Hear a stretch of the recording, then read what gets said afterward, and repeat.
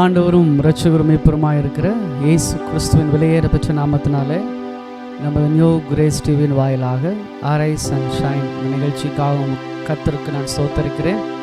கர்த்தருடைய கரம் நம்ம மேலிருந்து நம்மை நடத்துவதாக. பரிசுத்தமுள்ள தேவன் ஒவ்வொரு நாள் காலையிலையும் அவருடைய அன்பு கிருபை புதியவைகளாக இருக்கிறது என்று வேதம் சொல்கிறது. அதனால் இந்த நாளில் இந்த நிகழ்ச்சியில் இந்த ஜெபத்தில் கலந்து கொண்டு கர்த்தருடைய ஆசீர்வாதத்தை பெற்றுக்கொள்ளுங்கள். அநேகருக்கு இந்த ஜெபத்தை அறிமுகப்படுத்துங்க. கர்த்தருடைய கரம் நம்மை நடத்தட்டும். கண்களை மூடி இந்த பிரேயருக்காக, இந்த ஜெபத்திற்காக நம் ஆயத்த ஜெபம் செய்வோம். தொடக்க ஜெபத்தை ஏறெடுப்போம். ஸ்தோத்திரம் ஆண்டவரே, இந்த நல்ல நாளுக்காக உமக்கு நன்றி அப்பா. நம்முடைய மாசற்ற கரம் எங்களை ஆசீர்வதித்து நடத்தட்டும். இந்த காலை நேரத்தில் கூட உம்முடைய ஆசீர்வாதம் ஒவ்வொருவர் மேலும் வந்து தங்கட்டும்பா. ஸ்தோத்திர ஆண்டவரே, உமக்கு நன்றி நன்றி நன்றி. ஆவியானவரே, அன்பின் ஆவியானவரே,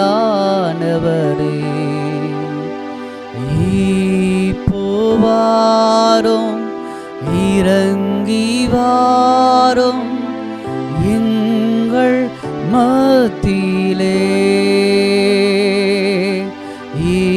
இப்போ வாரும் இறங்கி வாரும் எங்கள் மத்தியிலே.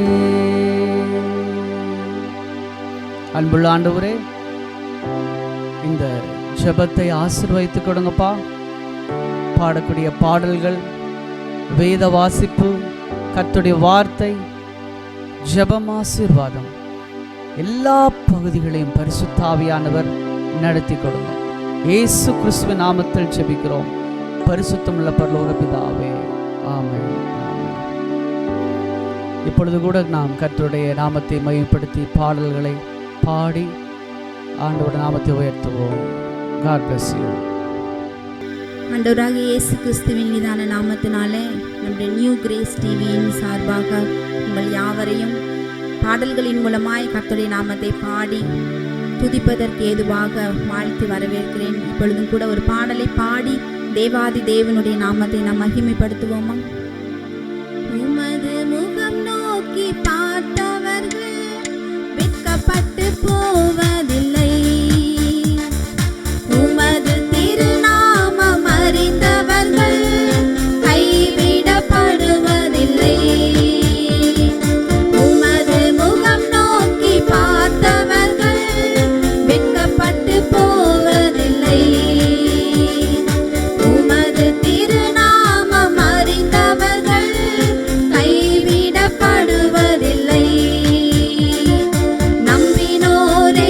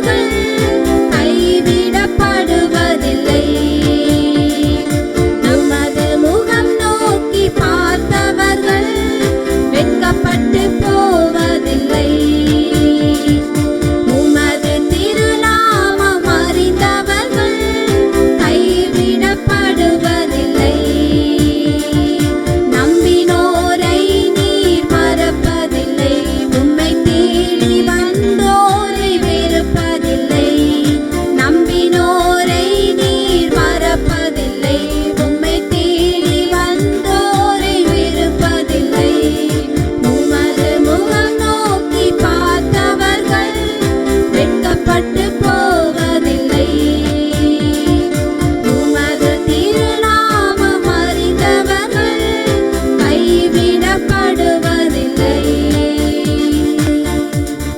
பாடல்களின் மூலமாய் தேவாதி தேவனுடைய நாமத்தை மகிமைப்படுத்தின உங்கள் யாவரையும் ஆண்டவராகிய இயேசு கிறிஸ்து ஆசீர்வதிப்பாராக.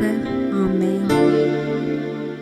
கர்த்தருக்குள் பிரியமானவர்களே, இன்றைக்கு கூட நாம் வாசிக்க தெரிந்து கொள்ளப்பட்ட வேத பகுதி மத்தேயு 15ஆம் அதிகாரம் வசனங்கள் 22 தொடங்கி 28 வரை. அப்பொழுது அந்த திசைகளில் குடியிருக்கிற கானானிய ஸ்திரீ ஒருத்தி அவரிடத்தில் வந்து, ஆண்டவரே, தாவீதின் குமாரனே, எனக்கு இரங்கும், என் மகள் பிசாசினால் கொடிய வேதனைப்படுகிறாள் என்று சொல்லி கூப்பிட்டாள். அவளுக்கு பிரதியுத்தரமாக அவர் ஒரு வார்த்தையும் சொல்லவில்லை. அப்பொழுது அவருடைய சீஷர்கள் வந்து, இவள் நம்மை பின்தொடர்ந்து கூப்பிடுகிறாளே, இவளை அனுப்பிவிடும் என்று அவரை வேண்டிக் கொண்டார்கள். அதற்கு அவர், காணாமற் போன ஆடுகளாகிய இஸ்ரவேல் வீட்டாரிடத்திற்கு அனுப்பப்பட்டேனே அன்றி மற்றபடி அல்லவென்றார். அவள் வந்து, ஆண்டவரே, எனக்கு உதவி செய்யும் என்று அவரை பணிந்து கொண்டாள். அவர் அவளை நோக்கி, பிள்ளைகளின் அப்பத்தை எடுத்து நாய்க்குட்டிகளுக்கு போடுகிறது நல்லதல்ல என்றார். அதற்கு அவள், மெய்தான் ஆண்டவரே, ஆயிலும் நாய்க்குட்டிகள் தங்கள் எஜமான்களின் மேஜையிலிருந்து விழும் துணிக்கைகளை தின்னுமே என்றாள். இயேசு அவளுக்கு பிரதியுத்தரமாக, ஸ்திரீயே, உன் விசுவாசம் பெரிது, நீ விரும்புகிறபடி உனக்கு ஆக கடவுது என்றார். அந்நேரமே அவள் மகள் ஆரோக்கியமானாள் என்பதே. வாசிக்க தெரிந்து கொள்ளப்பட்ட வேத பகுதி வாசித்தாயிற்று. கர்த்தர் தாமே இந்த திருவசனங்களை ஆசீர்வதிப்பாராக. ஆமேன். இப்பொழுதும் கூட நம் மத்தியில் வந்திருக்கிற பாஸ்டர் ஜேம்ஸ் அவர்கள் வந்து நமக்காக இந்த வேத பகுதியை தியானித்து கொடுப்பார்கள். அவரை நாம் அன்புடன் வரவேற்போம். ஆமேன். கிறிஸ்துவுக்குள் அருமையான சகோதர சகோதரிகளே, கர்த்தராகிய இயேசு கிறிஸ்துவின் நாமத்தில் உங்களை வாழ்த்துகிறேன். இந்த நியூ கிரேஸ் டிவியின் மூலமாக நாம் வேதவசனத்தை தியானிப்பதும் பாடல்களை பாடி கர்த்தரை மகிமைப்படுத்துவதும் மிகவும் அருமையான ஒரு வாய்ப்பை ஏற்படுத்தி கொடுத்திருக்கிறார்கள். ஆகவே முதலாவது தேவனுக்கு நன்றி செலுத்துவோம். இரண்டாவது அருமையான பிஷப் சார்லஸ் ஐயா அவர்களுக்கும் பாஸ்டர் ஃப்ராங்க்லின் அவர்களுக்கும் நன்றி செலுத்துகிறேன். நாம் வேதவசன நேராக நம்முடைய சிந்தைகளை திருப்புவோம். வாசிக்கப்பட்ட வசனத்திலே நாம் பார்த்தோம் என்று சொன்னால், கர்த்தராகிய இயேசு கிறிஸ்து ஒரு பூமியிலே வாழ்ந்த நாட்களிலே அநேக அற்புதங்கள், அநேக கணக்கற்ற அடையாளங்கள் நிறைவேறியிருக்கின்றன. அதில் ஒரு சம்பவத்தை தான் இப்பொழுது நாம் வாசிக்க கேட்டோம். பின்பு இயேசு அவ்விடம் விட்டு புறப்பட்டு தீரு சீதோன் திசைகளுக்கு போனார். அப்பொழுது அந்த திசையில் குடியிருக்கிற கானானிய ஸ்திரீ ஒருத்தி அவரிடத்தில் வந்து, ஆண்டவரே, தாவீதின் குமாரனே, எனக்கு இரங்கும் என்று என் மகள் பிசாசினால் கொடிய வேதனைப்படுகிறாள் என்று கூப்பிட்டு சொன்னாள். நாம் பார்க்குறோம், இந்த கானானிய ஸ்திரீ வேதாகமும் நல்லா கவனிக்கணும். வேதம் முழுவதுமே யூதர்கள், புறஜாதிகள், இவர்கள் இரண்டு பேர் கொண்டதுதான் இந்த பரிசுத்த வேதாகமம்.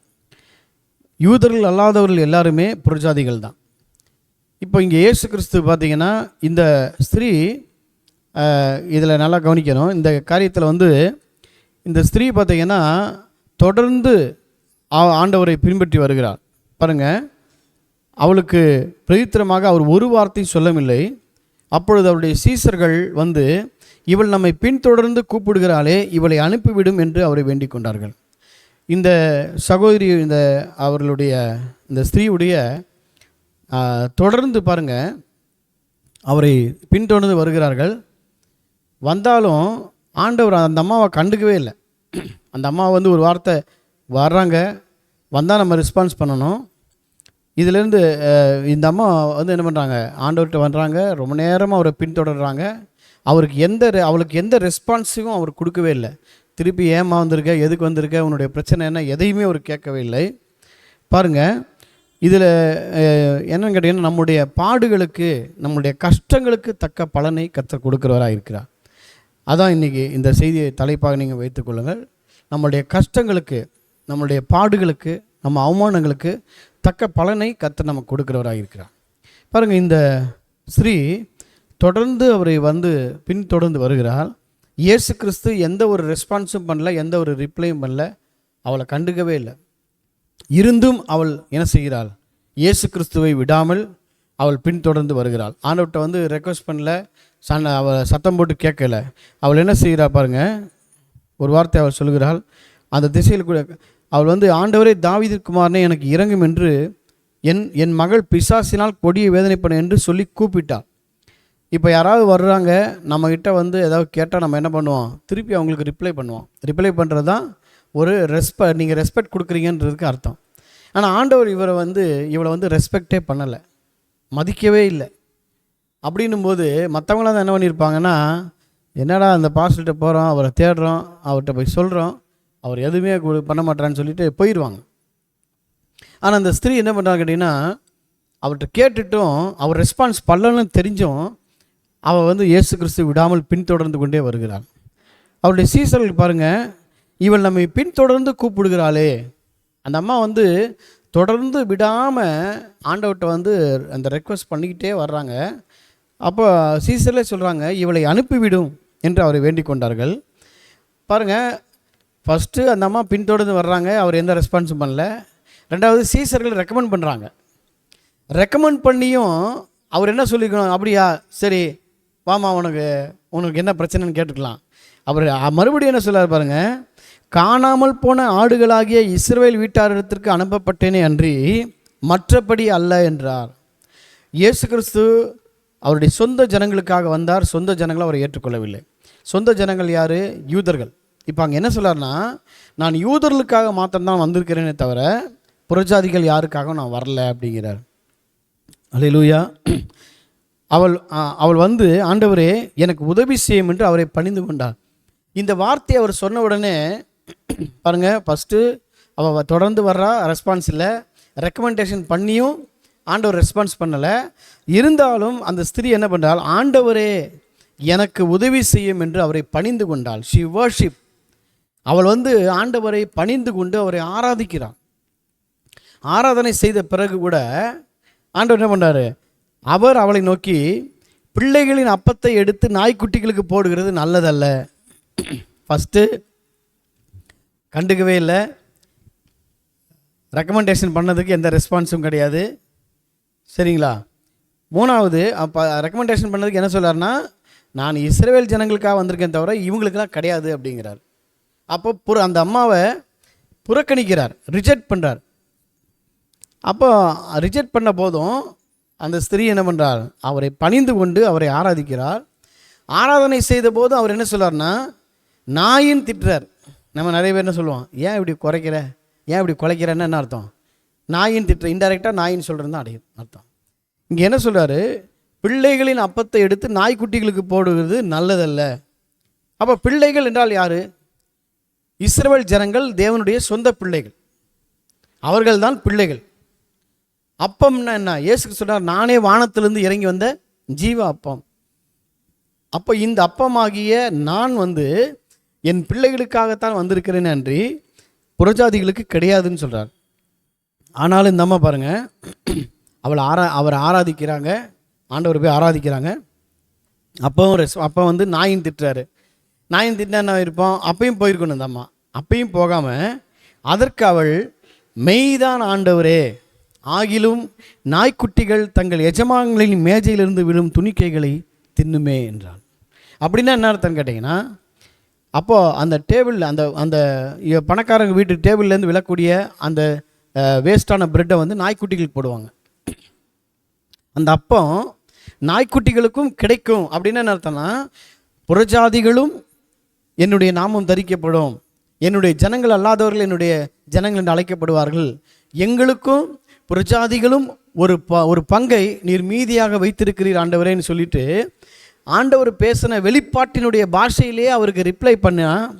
அவள் சொன்ன உடனே இயேசு அவளுக்கு பிரதித்திரமாக, ஸ்திரீயே உன் விசுவாசம் பெரிது, நீ விரும்புகிறபடி உனக்கு ஆக கடவுது என்றார். அன்னருமே அவள் மகள் ஆரோக்கியமானாள். அல்லேலூயா.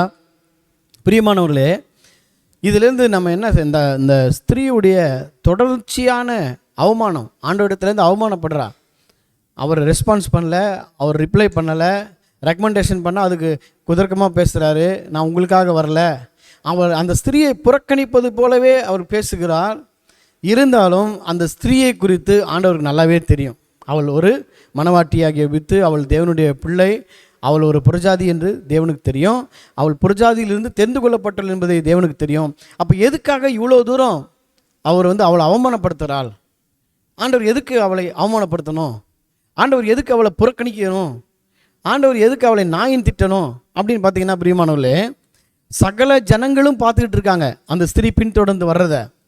அப்போ சகல ஜனங்களும் ஆண்டவர் இப்படி ரிஜெக்ட் பண்ணுற மாதிரி பேசுகிறதையும் பார்த்துட்டு இருக்காங்க. பார்த்துட்டு இருக்கும்போது ஒரு கூட்டத்தின் மத்தியில் ஒரு 10-50 பேர் இருக்காங்க. அந்த 50 பேர் நடுவில் யாரையாவது ஒருத்தனை திட்டினாங்கன்னு வச்சுக்கோங்களேன், எல்லாருடைய பார்வையும் ஃபோக்கஸும் எங்கே போகும்? திட்டு வாங்குறவங்க மேலே போகும். யாரும் அவமானப்படுத்துகிறாங்க அப்படின்னும் போது அந்த டோட்டல் 50 பேர் 100 பேர் இருக்காங்கன்னா எல்லாருடைய க்ரௌடுடைய ஃபோக்கஸும் எங்கே போகும்? திட்டுறவங்க மேலேயும் திட்டு வாங்குறவங்க மேலேயும் போகும். அப்போ முழு பார்வையும் இயேசு கிறிஸ்து ரிஜெக்ட் பண்ண அந்த அங்கே இருந்த முழு கூட்டத்தினுடைய சிந்தையும் அந்த அந்த அந்த ஸ்திரீ மேலே வந்தது. அந்த ஸ்திரீ நிமித்தம் அந்த ஸ்திரீவுடைய அவளை நோக்கி பார்க்க ஆரம்பித்தாங்க. பாருங்கள், அந்த கானானிய ஸ்திரீ மேலே தான் அவங்களுடைய முழு கவனம் இருந்தது. ஏன்னா ரெஸ்பான்ஸ் பண்ணல, ரெக்கமெண்டேஷனுக்கு ரிப்ளை வேறு மாதிரி பண்ணுறாரு, புறக்கணிக்கிறாரு, நாயின் திட்டுறாரு. இப்படி திட்டும்போது எல்லாருடைய கவனமும் அந்த அம்மா மேலே வரும்போது கடைசியாக அந்த அம்மா சொல்லுது, மேஜையிலிருந்து விழும் துணிக்கைகளை நாய்க்குட்டிகள் தின்னுமே. அப்படின்னா என்னென்னா, இந்த அப்பத்தில் உங்களுடைய அந்த பரலோக ராஜ்யத்தில் எங்களுக்கும் அந்த வார்த்தையில், உங்களுடைய வார்த்தையில் எங்களுக்கு பங்கு உண்டு என்பதை அவள் இன்டைரக்டாக அந்த வெளிப்பாட்டின் பாஷையிலேயே பேசுனதுனால வெளியில் இருக்கவங்களுக்கு என்ன தெரியும்? மேஜை, அப்பம், நாய்க்குட்டி, இதுதான் அவங்களுக்கு தெரிஞ்சிருக்குமே தவிர அவள் வெளிப்பாட்டினால் தேவனுக்கு ரிப்ளை பண்ணதுனால தான் ஆண்டவர் சொன்னார், ஸ்திரீயே உன் விசுவாசம் பெரிது, நீ விரும்புகிறபடி உனக்கு ஆக கடவுது என்று. எல்லாரும் அந்த ஃபோக்கஸ் பார்த்துட்டு இருக்கும்போது அவளுக்குள்ள இருந்த விசுவாசம் பெரியது என்பதை ஆண்டவர் என்ன செய்கிறார்? அவர்களுக்கு முன்பதாக அவள் பட்ட கஷ்டத்துக்கு தகுந்த ரிவார்டை தேவன் கொடுத்து அனுப்புகிறார். ஹல்லேலூயா. அதே மாதிரி இன்னொரு இடத்துல கூட நம்ம பார்த்தோம்னா, பிரியமானவர்களே, மத்திய 8ஆம் அதிகாரத்தில் 100க்கு அதிபதியை பார்க்குறோம். மத்திய 8ஆம் அதிகாரம் 8ஆம் வசனத்தில் பார்த்தீங்கன்னா, 100க்கு அதிபதி பிரதித்திரமாக ஒரு 100க்கு அதிபதி வருகிறான். தன்னுடைய வேலைக்காரனுக்கு சொஸ்தமாக வேண்டும் என்று அவன் வருகிறான். அப்போ இயேசு கிறிஸ்துவிட்ட வரும்போது அவர் சொல்லுவார், பாருங்கள், ஆண்டவரே, என் வேலைக்காரன் வீட்டில் திமிர்வாதமாய் கொடிய வேதனைப்படுகிறான் என்றார். அதற்கு இயேசு, நான் வந்து அவனை சொஸ்தமாக்குவேன். இவனும் ஒரு புறஜாதி தான், நான் வந்து அவனை சொஸ்தமாக்குவேன்னு சொல்கிறாரு. 100க்கு அதிபதி பிரதித்திரமாக, ஆண்டவரே, நீர் என் வீட்டுக்குள் வருவதற்கு பிரவேசிக்க நான் பாத்திரன் அல்ல, ஒரு வார்த்தை மாத்திரம் சொல்லும், அப்பொழுது என் வேலைக்காரன் சொஸ்தமாவான். நான் அதிகாரத்துக்கு கீழ்ப்பட்டவனாக இருந்தும் எனக்கு கீழ்ப்படுகிற சேவகரும் உண்டு. நான் ஒருவனை போவென்றால் போகிறான், மற்றொருவனை வா என்றால் வருகிறான், என் வேலைக்காரனை இதை செய் என்றால் செய்கிறான். இயேசு இதை கேட்டு ஆச்சரியப்பட்டு தமக்கு பின் செல்கிறவர்களை நோக்கி, இஸ்ரவேலருக்குள்ளும் இப்படிப்பட்ட விசுவாசத்தை நான் காணவில்லை என்று மெய்யாவே உங்களுக்கு சொல்கிறேன். ஹல்லேலூயா. இப்போ இங்கே 100க்கு அதிபதி ஆண்டவர்கிட்ட பேசுகிறாரு. என் வேலைக்காரன் குணமாக வேண்டும் என்று கேட்கும்போது ஆண்டவர், நான் வந்து சொஸ்தமாக்குவேன் அப்படின்னு சொல்கிறாரு. 100க்கு அதிபதி என்ன சொல்கிறான்? நீர் என் வீட்டுக்குள் பிரவேசிக்க நான் பார்த்தனால ஒரு வார்த்தை மாத்திரம் சொல்லும், அப்பொழுது வேலைக்காரன் சொஸ்தமாவான்னு சொல்லும்போது இவர் என்ன சொல்கிறாரு? இந்த 100க்கு அதிபதி இயேசு கிறிஸ்து சொல்கிறாரு, நான் ஒரு 100 பேர்த்துக்கு அதிபதியாக இருக்கிற ஆண்டவரே, நான் ஒருத்தனை போடானா ஒரு வேலையை செய்யினா செய்வான், செய்யாதனா செய்ய மாட்டான். இப்படி எனக்கென்று ஒரு அதிகாரத்தை இந்த பூமியிலே எனக்கு கொடுக்கப்பட்டிருக்க ஆண்டவரே, அந்த அதிகாரத்தை வைத்து நான் என் வேலைக்காரர்களை போவென்றால் போவோம், வாவென்றால் வருவான். இந்த அதிகாரம் எனக்கு கொடுக்கப்பட்டிருக்கிறது. ஆனால் நீரோ சர்வ வியாதியின் மீதும் வானத்திலும் பூமியிலும் சகல அதிகாரத்தை நீர் படைத்தவராக இருக்கிறீர். இந்த அதிகாரம் உம்மிடத்தில் தான் இருக்கிறது. ஆகவே நீர் ஒரே ஒரு வார்த்தை சொன்னால் என் வேலைக்காரன் எத்தனை தூரமாக இருந்தாலும் அவன் சொஸ்தமாவான் என்று ஆண்டவர் பெற்றிருக்கக்கூடியதான அந்த அதிகாரத்தையும் அவருடைய அபிஷேகத்தையும் அவருக்கு இருந்ததான அந்த அதிகாரத்தை குறித்ததான தெளிவான அறிவுடையவனாக இருந்தான் இந்த 100க்கு அதிபதி. ஆனால் அவன் வர்றது என்ன, 2 நாள் ட்ராவல் பண்ணி பல தூரத்துலேருந்து வருகிறான். அதனால தான் ஆண்டவர் சொன்னார், தன்னை பின்பற்றுகிற சீசர்களை தொடர்களை பார்த்து சொன்னார், இஸ்ரவேலருக்குள்ளும் இப்படிப்பட்ட ஒரு விசுவாசத்தை நான் காணவில்லை. அவன் என்ன சொல்கிறான்னு கேட்டிங்கன்னா, ஆண்டவரே, நான் எவ்வளோ அதிகாரத்துக்கு கீழ்ப்பட்டவனாக இருக்கிறேன், எனக்குன்னு ஒரு அதிகாரம் இருக்குது. ஆனால் உம்மிடத்தில் இருக்கிற அதிகாரம் சர்வத்திற்கும் மேலான அதிகாரம். வியாதியின் மீதும் பிசாசின் மீதும் எல்லா விதமான அந்தகார சக்தியின் மீதும் உங்களுக்கு அதிகாரம் இருக்கிறது. நீ இந்த வியாதியை போன்னு நீங்கள் இப்போ ஒரு வார்த்தை சொன்னால் அந்த வியாதி அங்கே குணமாகிவிடும் என்று சொல்லி தேவனுடைய வார்த்தையின் பேரில் இருந்த அதிகாரத்தை அவன் அறிந்து கொண்டவனாக புரிந்து கொண்டவனாக இருந்தான். அவன் இயேசுவை பின்பற்றினவன் அல்ல. அல்லேலூயா. எங்கேயோ இருந்து வந்தவன், இயேசுவை குறித்து கேள்விப்பட்டவன். அப்போ கேள்விப்பட்ட விசுவாசம் கேள்வினால் வரும், கேள்வி தேவனுடைய வார்த்தையினால் வருகிறது. அல்லேலூயா. எங்கேயோ இருந்து 2 நாள் ட்ராவல் பண்ணி வரக்கூடிய தூரத்திலிருந்து ஒருத்தன் வந்து வார்த்தையில் இருக்க அதிகாரத்தை குறித்து ஆண்டவர்கிட்ட சொல்கிறான். கூடவே இருக்கிறவங்களுக்கு வார்த்தை குறித்து அதிகாரம் இல்லை. இயேசு கிறிஸ்துடைய சீசர்கள் படகுல போகும்போது ஐயரே மடிந்து போகிறோம், புயல் காத்து அடிக்குது, எழுப்புறாங்க. ஆண்டவர் அற்ப விசுவாசிகளே ஏன் சந்தேகப்பட்டேன். அல்லேலூயா. ஆனால் தான் ஆண்டவர் சொன்னார், திரும்பி பார்த்து ஆண்டவரே ஆச்சரியப்படுத்தின ஒரு விசுவாசம் அந்த 100க்கு அதிபதிட்டு இருந்தது. ஆண்டவரே அசைச்சிட்டாப்புல, ஆண்டவரே அசந்துட்டார். இப்படிப்பட்ட ஒரு விசுவாசத்தோட எனக்கு பின்பற்றணும் கூட இப்படி ஒரு விசுவாசம் இல்லைன்னு திரும்பி பார்க்குறாரு. உங்ககிட்ட கூட இப்படி ஒரு விசுவாசத்தை நான் பார்க்கலையப்பா. என்னுடைய வார்த்தையின் மீது எவ்வளோ விசுவாசம் வச்சுருந்தால் 2 நாள் ட்ராவல் பண்ணி வந்திருக்கான் பாருங்கள். நீங்கள் பார்த்தீங்கன்னா ஆண்டவர் சொன்ன அந்த நிமிஷமே அந்த வியாதி குணமாயிடுச்சு. அந்த 100க்கு அதிபதி வீட்டுக்கு போகிறான். வீட்டுக்கு போனோடனே அந்த வியாதியஸ்தை குணமாயிட்டான்னு சொல்கிறாங்க. வேலைக்காரங்க ஓடி வந்து எந்த நேரம்னு கேட்கும்போது ஆண்டவர் எந்த நேரத்தில் அந்த 100க்கு அதிபதிகிட்ட பேசிகிட்டு இருந்தாரோ அந்த நிமிஷத்துலேயே அவன் குணமடைந்து விட்டான். அல்லேலூயா. தேவனுடைய வார்த்தைக்கு ஆண்டவர் சமீபத்திற்கு மாத்திரமல்ல, தூரத்துக்கும் தேவனாக இருக்கிறார். நீங்கள் அமெரிக்காவில் இருந்தாலும் சரி, அண்டார்டிகாவில் இருந்தாலும் சரி, துபாயில் இருந்தாலும் சரி, கூடுவாஞ்சேரியில் இருந்தாலும் சரி, நீங்கள் உலக உருண்டையில் எந்த மூலையில் இருந்தாலும் சரி, நீங்கள் வார்த்தையின் மீது விசுவாசம் வைப்பீர்கள் என்று சொன்னால் உங்களுக்கு சுகம் உறுதி. நிச்சயமாய் நீங்கள் சுகம் அடைவீர்கள். There is no doubt. Hallelujah. ஆனால் இன்றைக்கி நம்ம மக்கள்கிட்ட இருக்க பிரச்சனை என்னன்னு கேட்டிங்கன்னா, பேரில் விசுவாசியாக இருப்பாங்க, நம்பவே மாட்டாங்க. தேவனுடைய வார்த்தை என்ன செய்ய மாட்டாங்க.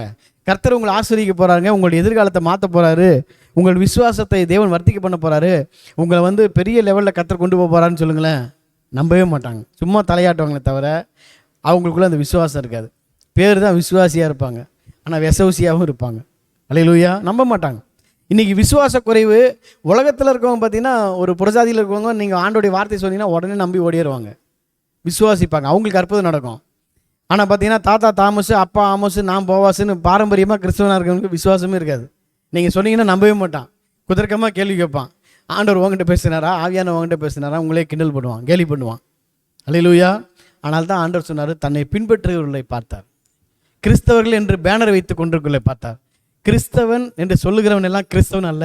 கிறிஸ்து எவனுக்குள் வாசமாக இருக்கிறாரோ அவனே கிறிஸ்தவன். அல்லேலூயா. கிறிஸ்துவை எவன் தன் அன்றாட வாழ்க்கையில வெளிப்படுத்துகிறானோ அவன்தான் கிறிஸ்தவன். அல்லேலூயா. ஆகவே தான் இங்கே இந்த 100க்கு அதிபதியுடைய விசுவாசம் ஆண்டவர் அப்படியே ஷேக் பண்ணிடுச்சு. ஆண்டவரே ஆச்சரியப்பட்டார்.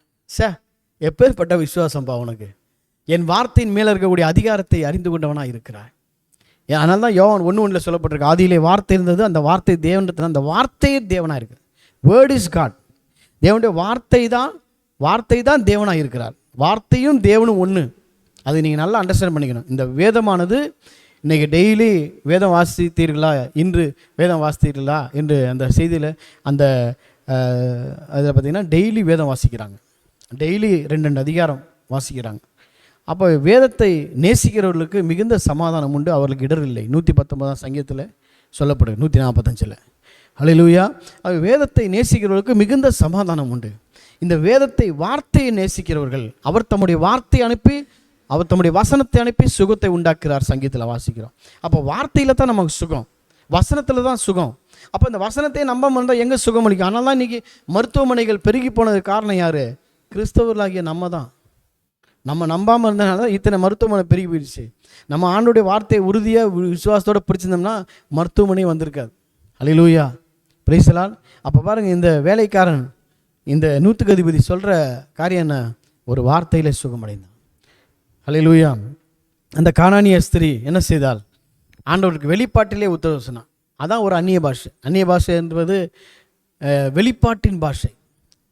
இயேசு சொன்னார், விதை விதைக்க ஒருவன் புறப்பட்டான், சில விதை வழியருகே விழுந்தது. அப்போ அதோடைய விளக்கத்தை ஆண்டவர் சொல்கிறார். அது மாதிரி ஆண்டவர் சொல்லக்கூடிய ஒவ்வொரு வார்த்தையிலும் ஒரு வெளிப்பாடு உள்ள அடங்கி இருக்கிறது. அதான் இன்னர் ரெவலேஷன். அது யாருக்கு கொடுக்குறாரு?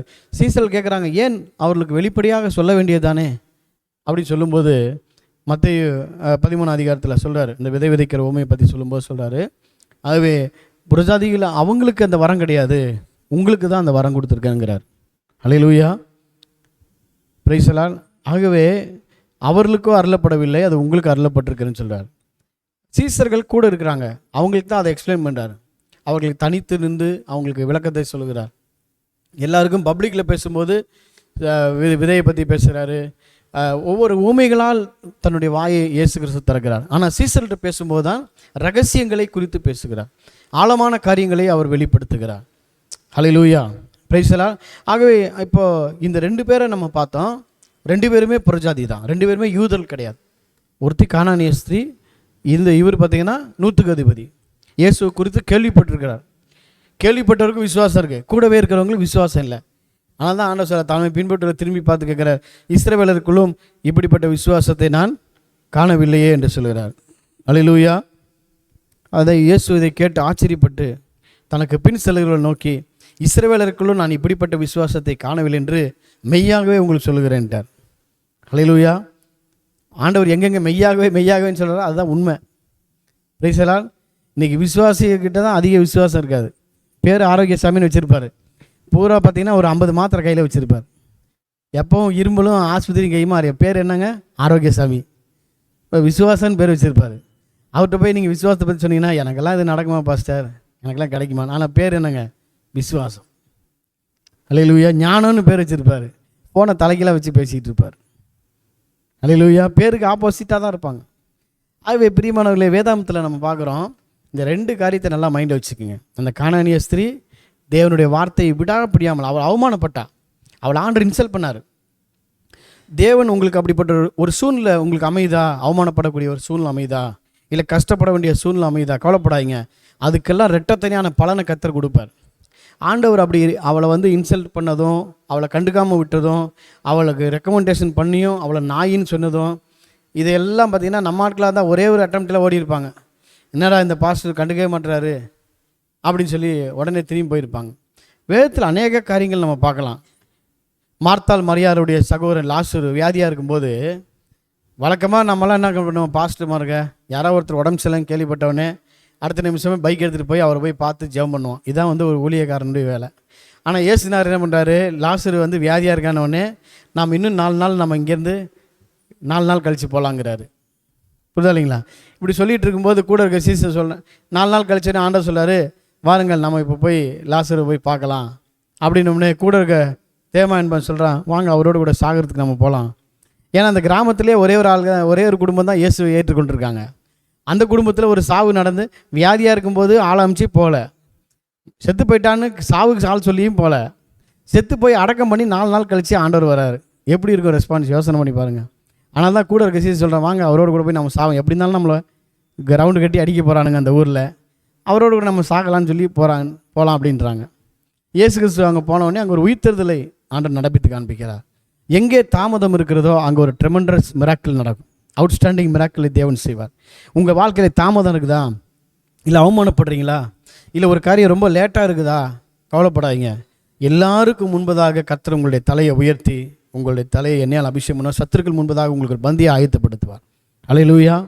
ஆகவே இங்கே பாருங்கள், இந்த ஸ்திரீ அவமானப்பட்டா, அவளுக்கு தேவை என்ன, என்னுடைய மகள் குணமாகணும், அதுக்காக நான் எவ்வளோ அவமானப்பட்டாலும் பரவாயில்ல, எவ்வளோ ஆண்டவர் என்னை நிந்திச்சார், ஏன் ஆண்டவர் தானே எனக்கு இன்சல்ட் பண்ணுறாரு, அவர் எது செய்தாலும் நன்மைக்காக தான் செய்வார் அப்படின்னு அவர் அதை பற்றி கவலைப்படவே இல்லை, அதை ஒரு பொருட்டாகவே எண்ணவில்லை. ஏனென்றால் ஆண்டவர் என்ன சொல்கிறார் என்பதையும் அவர் எப்படிப்பட்டார் என்பதையும் புரிந்து வைத்திருந்தால் இந்த கானானிய ஸ்திரீ, அதனால தான் அவரை வர்ஷிப் பண்ணுறார், அவர் பாதத்தில் விழுந்து ஆராதிக்கிறார். அப்போ ஆண்டவர் சொல்கிறார், பிள்ளைகளையும் அப்போ தெரிந்து நாய்க்குட்டிக்கு போட முடியாமன்றாரு. மறுபடியும் அந்த அம்மா சொல்லுது, மேஜிலேருந்து விழும் துணிக்கைகளை நாய்க்குட்டிகள் சாப்பிடுமே அப்படின்னு என்ன அர்த்தம், அந்த ஜீவனில் எங்களுக்கும் ஒரு பங்கு இருக்கு ஆண்டவரே, எங்களுக்கும் உரிமை இருக்குது, வி ஹாவ் த ரைட்ஸ், எங்களுக்கு அதில் உரிமை இருக்கிறது என்று சொல்லி அவள் சொன்ன உடனே ஸ்திரீயை உன் விசுவாசம் தெரியுது. அல்லேலூயா. அப்போது விசுவாசத்தில் சிறியது இருக்கா, இருக்குது. அல்லேலூயா. பெரிய விசுவாசம் என்ன, வேத வார்த்தையின்படி வெளிப்பாட்டில் தேவனோடு பேசுவதுதான் பெரிய விசுவாசம், த்ரூ ஃபெய்த். எபிரேயரில் நம்ம பார்க்குறோம், எபிரேயர் 11ஆம் அதிகாரத்தில் அப்போஸ்தலனாகிய பவுல் சொல்கிறாரு, விசுவாச பட்டியலில் லிஸ்ட்டாக போடுறார். விசுவாசத்தினாலே ஆபேல் காயினுடைய பலியிலும் மேன்மையான பலியை செலுத்தினான், விசுவாசத்தினாலே ஆபிரகாம் தன்னுடைய மகனை பலியாக செலுத்தினான், விசுவாசத்தினாலே ஏனோக்கு மரணத்தை காணாதபடி எடுத்துக்கொள்ளப்பட்டான். அவன் எடுத்துக்கொள்ளப்படுறதுக்கு முன்பதாகவே இந்த பூமியிலே நற்சாட்சி பெற்றான். இது எல்லாம் விசுவாசத்தினால் நடந்தது. அதுதான் பெரிய விசுவாசம். அப்படின்னா என்னங்க? வெளிப்பாட்டினால், த்ரூ த ரெவலேஷன். அல்லேலூயா. இன்றைக்கி நம்ம கண்டு, ஆனால் தான் ஆண்டவர் சொன்னார், என்னை கண்டு விசுவாசிக்கிறாள். தோமா பார்த்தீங்கன்னா இயேசு கிறிஸ்துவுடைய சீசரில் தோமா இந்தியாவுக்கு அனுப்பப்பட்டார். எல்லாரும் உயிர்த்ததில் நம்பினாங்க. ஆனால் தோமா மட்டும் என்ன சொன்னார்? நான் நம்பவே மாட்டேன். அவருடைய விழாவில் கை வச்சு பார்த்து, அவர் ஆணி அடித்ததில் கை வச்சு பார்த்தா தான் நான் நம்புனார்.